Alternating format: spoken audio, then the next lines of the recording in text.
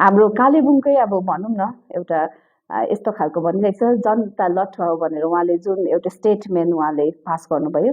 त्यसमा हामी त लठ म पनि लठै थिएँ 15 वर्षसम्म चाहिँ मैले भोट हालेँ बिजेपीलाई र अहिले आएर म एकदमै कन्सियस भएको छु किनभने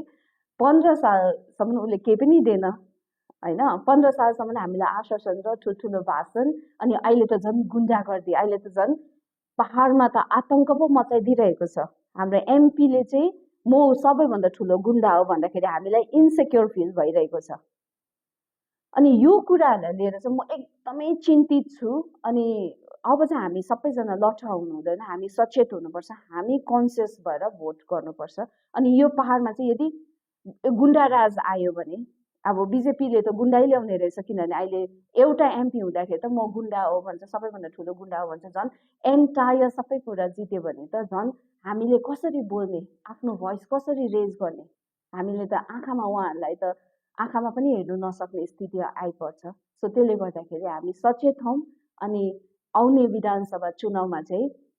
हामीले यो पहाडको जति पनि अन्धकारहरू छ त्यसलाई चाहिँ क्यान्डल बालेर उज्यालो बनाउनुपर्छ अनि फेरि एकपल्ट हाम्रो रुदेन सदा लेप्चालाई नै जिताउनुपर्छ धन्यवाद